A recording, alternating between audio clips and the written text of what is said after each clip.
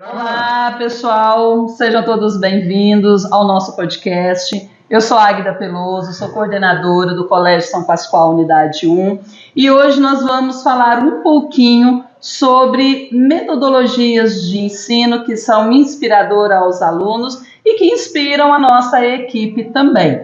Hoje o foco é na matemática. Nós temos acompanhado ultimamente a matemática mudando muito o perfil, o que os nossos alunos têm gostado consideravelmente. Sou aqui com a equipe de professores convidados que tomam a frente em alguns projetos na matemática aqui na Unidade 1 e, primeiramente, eu gostaria que vocês se apresentassem.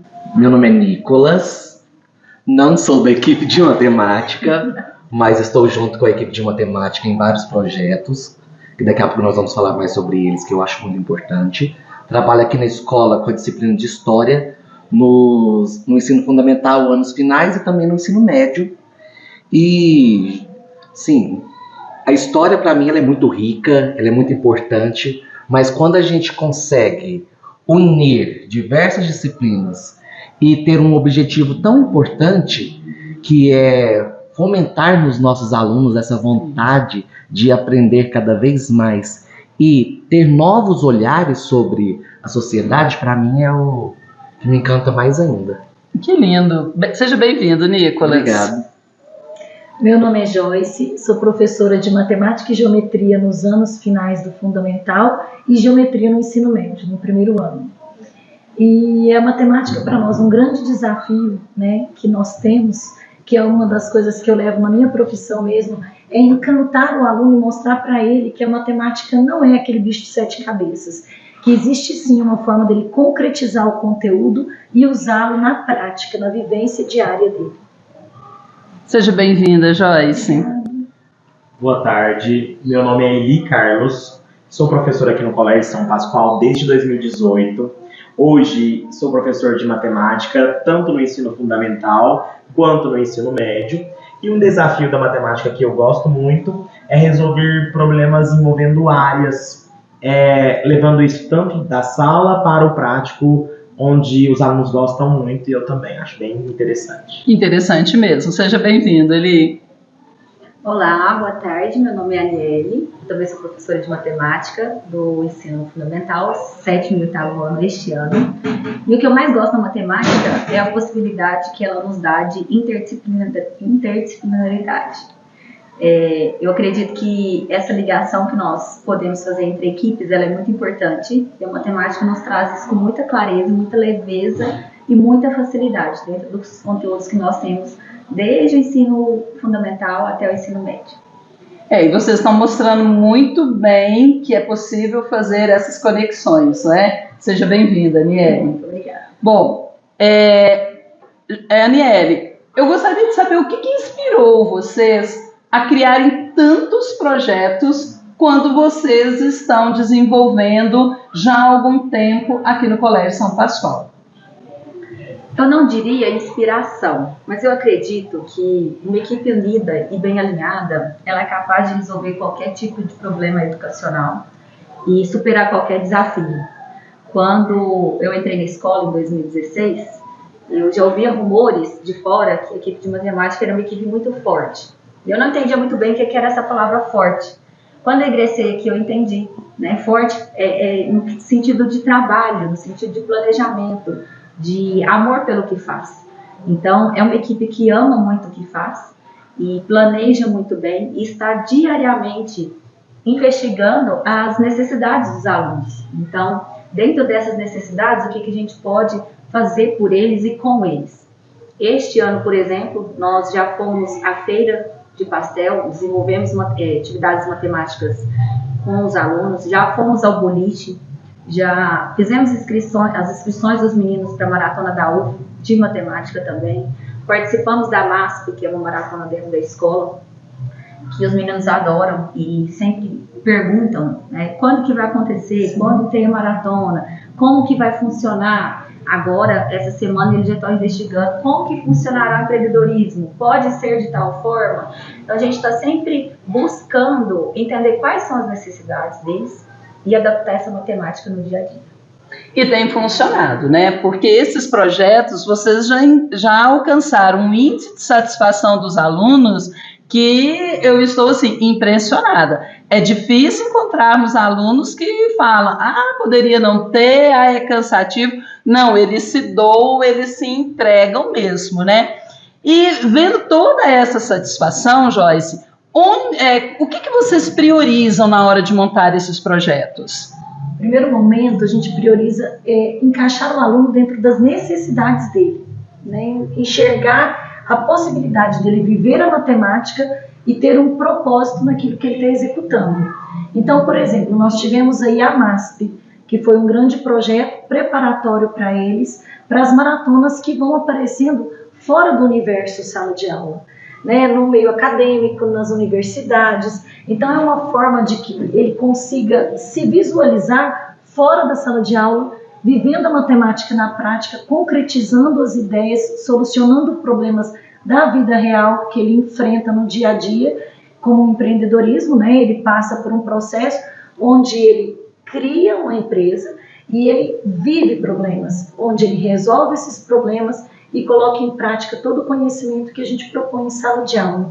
Então, nossa prioridade é sempre essa, pôr o foco no aluno, para que ele consiga se realizar enquanto profissional, no caso do projeto de empreendedorismo. Eli, vocês percebem que os alunos estão sentindo que eles estão sendo valorizados? E você acha que é isso que está fazendo eles se empolgarem tanto com esses projetos e a matemática deixar de ser aquela disciplina tradicionalmente a pedra no sapato de qualquer estudante? Com certeza, Águida. Assim como a Joyce falou muito bem, nosso foco é sempre no aluno mesmo, em colocar ele como protagonista das situações, para a gente motivar eles e assim nós pegarmos uma leva de pessoas que futuramente vão conseguir resolver os problemas que aparecerem na vida pós-escola.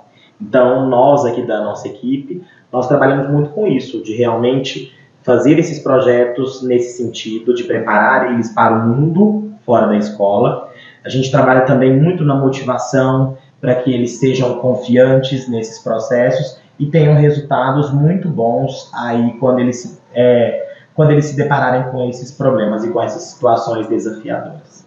Porque as situações desafiadoras, elas sempre existirão, né, em todas as áreas do conhecimento, mas na matemática parece que há um tempo atrás tudo parecia muito mais grandioso e hoje estão sendo desafios mais comuns, né? E a equipe realmente trabalha junto, é um bonito trabalho que vocês fazem e como vocês já colocaram, realmente vocês adoram as atividades multidisciplinares, né? E com isso vocês sabiamente trouxeram as ações sociais para esses projetos de matemática, né? Joyce, como que vocês encontraram essa conexão das ações sociais de auxiliar entidades com os projetos de matemática?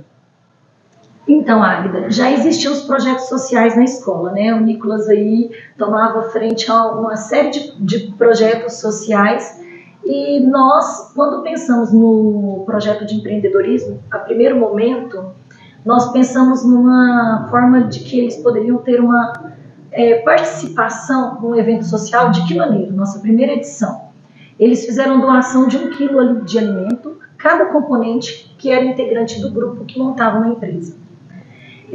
Só que o evento foi tão grandioso e nós vimos empresas com arrecadação de lucros tão alta que nós pensamos o seguinte: se toda empresa é obrigada a pagar impostos, por que não lançar o pagamento de impostos de acordo com o percentual destinado de todo o lucro obtido? Então, nós estipulamos que na próxima edição do projeto, cada empresa teria que participar com 5% dos lucros.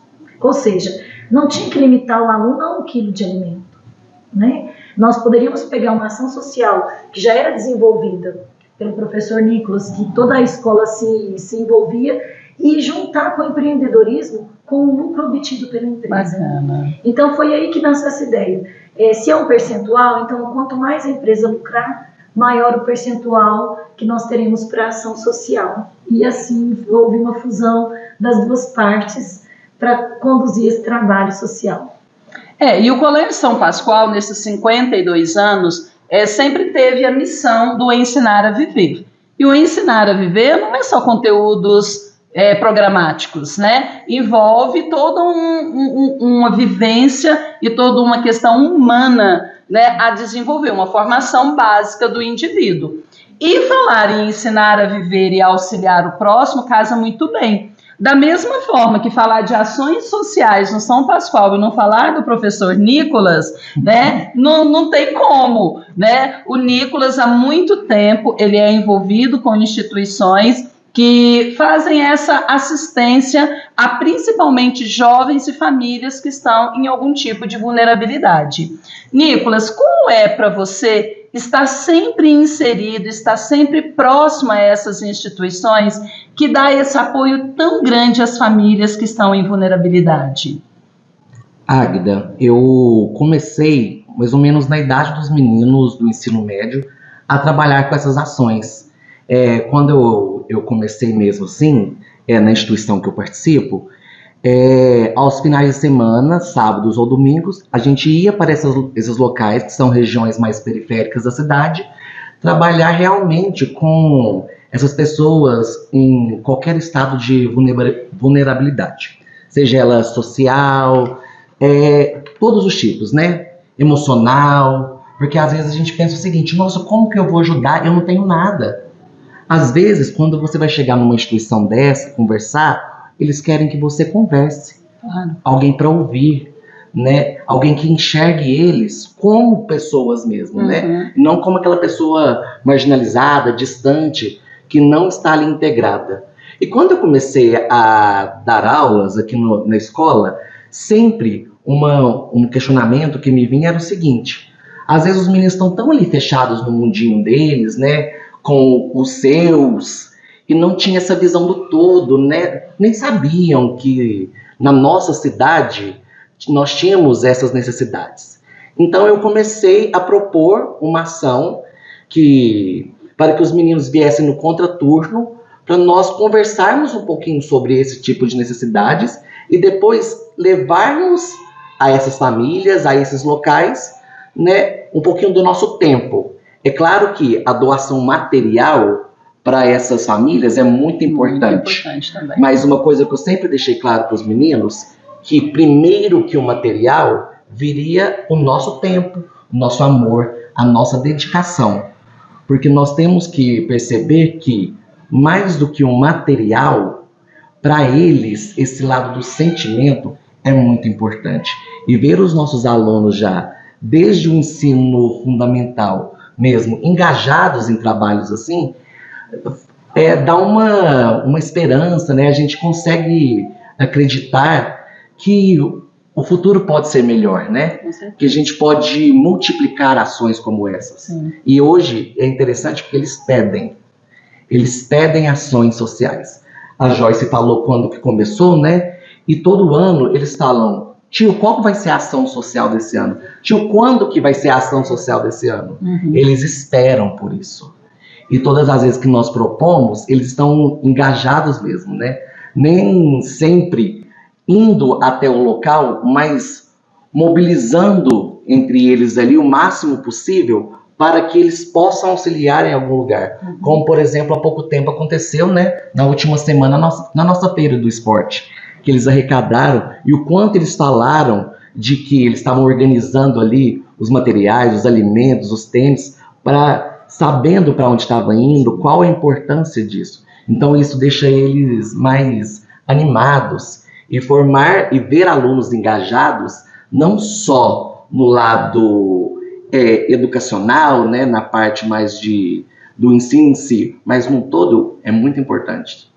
E o social e o emocional é importante para os dois lados, né? Porque os alunos estão se sentindo muito úteis, que eles podem fazer a diferença. Então, eles têm procurado mesmo. Gente, foram quase 600 quilos de alimentos na feira de esporte. Voluntariamente eles doaram, né?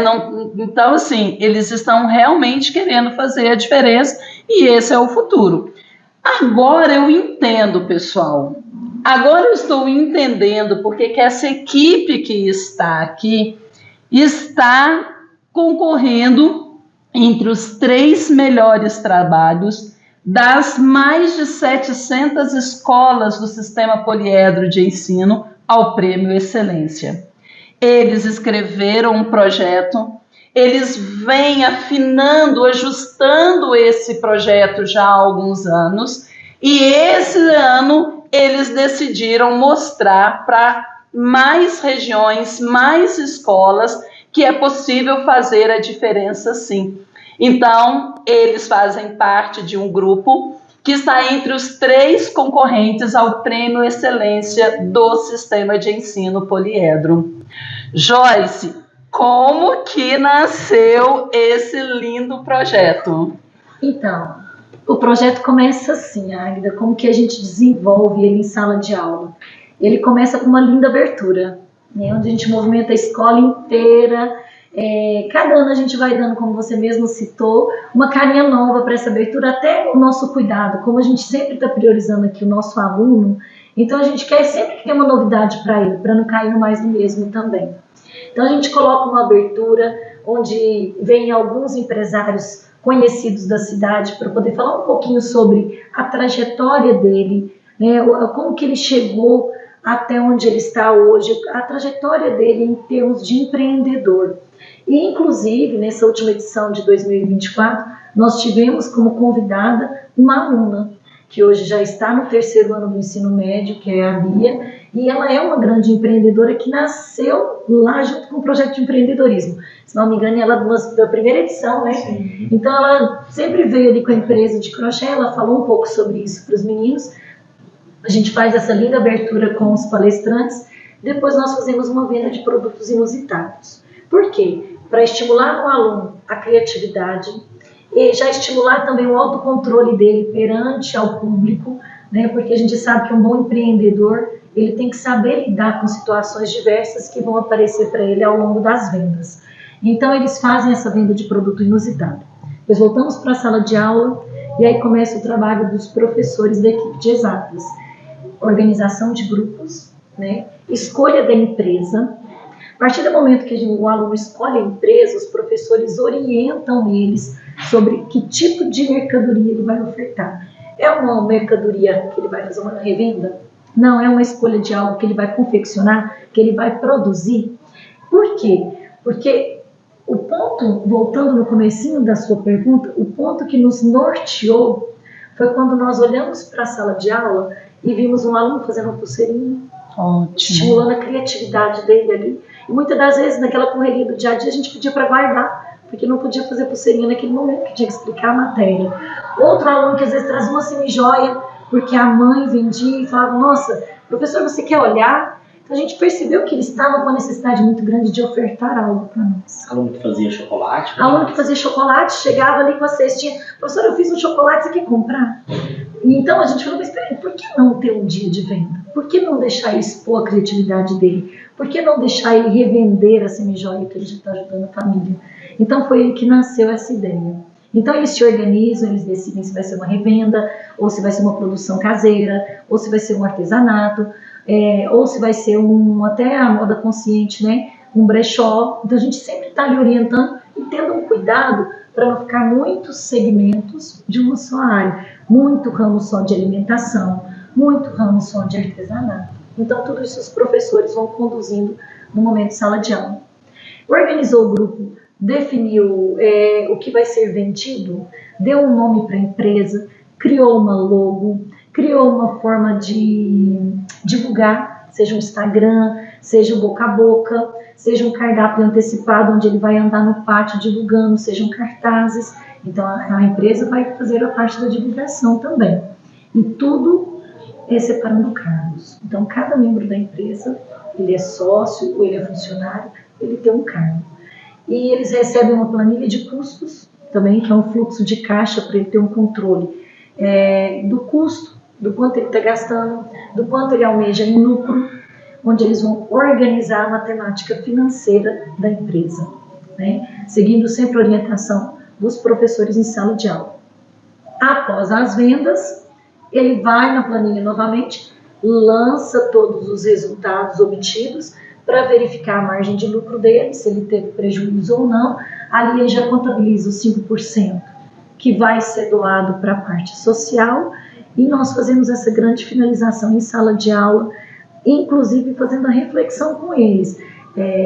Por exemplo, ano passado nós tivemos uma empresa que fez tudo muito bem feito, no entanto, eles tiveram um custo muito alto. E ao longo do decorrer, a gente sempre toma esse cuidado, né? Verifica direitinho se vocês não estão gastando muito, se o custo não está alto. Por quê? Porque o seu lucro pode ser pequeno. Então, a gente sempre faz esse retorno para o aluno, do que poderia ter sido diferente, do que não fazer, quais as experiências adquiridas para que eles repitam novamente ou não façam, para ser um sucesso. É muito trabalhoso, né?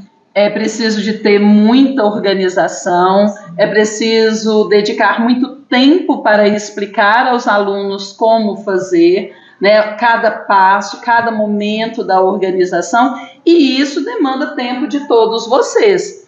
E aí, Eli, como que fica na correria do professor do dia a dia, né? Onde achar tempo, achar estímulo para ainda criar um projeto tão grandioso como esse? Então, Águida, realmente nós que somos professores, nós trabalhamos aqui em alguma outra unidade, o tempo realmente é muito corrido, mas eu acho que vem muito da nossa missão, mesmo aqui na escola, como professor, de estar colocando o aluno em foco, ensinando ele a viver. Então, tudo que nós fazemos é com muito carinho, com muito amor, com muita dedicação. Nós aqui todos os professores que compõem a nossa equipe também. Então, acho que isso, o tempo, a gente tenta organizar de um lado, organizar de outro, mas sempre colocando o nosso coração de educador em prol do aluno que nós temos. Eu acho que isso é muito importante. Acho que nós sempre queremos ver eles nos espaços de protagonismo, fazendo ações que sejam legais e transformadoras para a comunidade, fazendo ações que impactam diretamente na evolução como aluno e como pessoa. Então, tudo isso acho que forma dá um gás para nós, para que nós continuemos fazendo esses projetos tão maravilhosos e tendo esses retornos também, né, pessoal, de forma magnífica, igual nós estamos tendo dos nossos alunos e das famílias também. A Aniele tinha comentado sobre a questão interdisciplinar, né, a importância que vocês dão. O que essas ações interdisciplinares auxiliaram para vocês chegarem no atual formato desse projeto e acreditar que esse projeto, neste formato, realmente merece ser conhecido no Brasil todo? Agda, eu acho que é uma série de vertentes, mas a principal vem da escuta do nosso aluno. Então, ao final de cada projeto, como a Joyce relatou, nós fazemos um fechamento com eles. Temos um relatório, que eles vão preencher essas planilhas de gastos e custos, mas também temos um relatório em que ele preenche, falando do que ele mais gostou, do que ele não gostou, quais as expectativas que ele conseguiu alcançar, quais as frustrações que ele teve durante o processo do trabalho, ou até mesmo durante as vendas. Então, a partir desse relatório, que às vezes é por escrita, às vezes a gente conversa, a partir desse relatório a gente consegue reajustar para o ano seguinte. Então, por exemplo, ano passado nós tivemos alguns alunos alguns poucos inclusive, que não se identificaram com o empreendedorismo, e não quero ser empreendedor. Mas ele descobriu que ele pode fazer, por exemplo, o consignado. O que é importante então, também, né? Ele percebeu que não é perfil dele, né? Exatamente. Nós tivemos um grupo que pegou um produto de consignado. Por quê? Porque ele entendeu que ali ele jamais teria prejuízo. O que ele não vendesse, ele poderia devolver para a empresa parceira que ele estava divulgando. Então, este ano eu já tenho mais grupos pensando, será que é melhor eu fazer consignado? Então, a gente vai adaptando de acordo com as necessidades, mas também com a escuta. O que para eles foi, né, foi questão de benefício, o que foi aprendizado, o que eles irão reformular, refazer. E eu penso que a nossa equipe é uma equipe muito diversificada. Isso auxilia demais, porque nós temos quem escreve bem, nós temos quem grava bem, nós temos quem é muito criativo, nós temos quem fala, não, calma, isso não vai dar certo. Pode ser que tenhamos esse problema. Então, esses problemas que vão surgindo, a gente vai sempre adaptando para o ano seguinte. Então, eu penso que essa junção, né, da escuta do aluno, a colaboração da coordenação com a direção, que sempre nos apoia, e a equipe diversificada é fundamental, essencial. E o apoio de outras disciplinas também, né? Já é matemática barra história. Barra história, exatamente. Nicolas, o que você pensa que entusiasma mais aos alunos nesse projeto do empreendedorismo? O projeto em si do empreender, ou ele saber que lá no final ele vai ter uma ação social que empolga a maioria deles e ele vai se sentir mais uma vez um protagonista na história da escola e na vida de algumas famílias e de algumas instituições? Águida, eu acho que é a junção, porque eles, quando nós estávamos falando da importância da ação social, eles pensam tanto, né, na ação que eles vão fazer, como que eles podem auxiliar, então eles se engajam tanto no projeto do empreendedorismo, porque eles sabem o fruto, que, né, como que eles estão trabalhando ali, a destinação daquilo. Então eles pensam muito, eu preciso trabalhar bem, minha empresa precisa ter um lucro bom, porque eu sei a destinação desse lucro. E quando a gente fala, então agora, pronto, acabou, o lucro é esse, o que a gente pode fazer? E aí nós vamos montar a ação social com eles, é muito bom. Inclusive, quando vocês estavam falando aqui, eu estava pensando, quando a gente foi escrever o projeto, né, no edital do projeto pede algumas fotos, depoimentos, e aí a gente convidou uns alunos para falarem, né? E ali, na hora que eu estava gravando os alunos, foi tão assim, emocionante, né? Você falou, para você, só que para mim, assim, sempre já foi, é muito importante e sempre será importante, mas quando a gente vê o aluno falando como que aquilo mudou a vida dele, a visão que ele tinha, quando ele estava falando como que ele se sentiu lá na instituição, auxiliando aquelas crianças, vendo que ele é uma pessoa, às vezes a gente vê, né, que é normal do adolescente falar, não, né, tô muito cansado, né, aquela coisa, mas quando ele vê, olha, eu posso ser útil, alguém nesse momento precisa de mim, eu posso auxiliar alguém em algo maior. E também nós colhemos o depoimento do pessoal da instituição, e eles mostrando ali como que, principalmente para os jovens da instituição, como ver jovens engajados numa ação dessa, jovens que estão no projeto de uma escola. Então o responsável pela instituição falou para nós o seguinte: isso estimula os jovens, eu também posso estudar, eu também posso querer algo a mais, eu tenho grupos que estão dispostos a me auxiliar. Então, e fora isso tudo, o reconhecimento das famílias, né? Porque as famílias também pedem. Uma coisa que eu achei bem interessante desde o projeto que a gente fez, que a gente falou o seguinte, né? Nós vamos levar ou vamos convidar as famílias? E nós convidamos. E muitos não simplesmente deixaram os meninos lá e buscaram depois. Muitos quiseram ficar. E foi lindo. E foi lindo, e os pais pedem. O envolvimento dos pais, que é aquilo que a gente falou muito, né? Eles, às vezes, a família, até mesmo pela correria do dia a dia, né? Estão muito, né, entre os seus. Então, abrir esse olhar, ver novas possibilidades e ter esse engajamento, escola e família, essa união, foi realmente gratificante. E outra coisa que eu acho muito interessante, que eu pensei na hora que você falou a primeira coisa, né? São mais de 700 escolas, nós estamos entre as 3. Olha a importância de nós levarmos um projeto desses. Às vezes a gente despertou em nós aqui, né, através a gente aqui fazer um projeto desse, mas de ter a possibilidade de espalhar uma ideia que é tão importante para outros públicos também, outras cidades, outras escolas. Com certeza. Hoje, em todas as regiões do Brasil, com certeza, a Escola Associada Poliedro já se fala no projeto Excelência e já se fala no projeto Empreendedorismo do Colégio São Pascoal, né? É algo motivador para que nós continuemos na educação. Quero parabenizar a todos vocês, independente do resultado final, vocês já são vencedores. É com muito orgulho que o São Pascoal coloca o nome deles para que vocês possam defender com esse projeto lindo.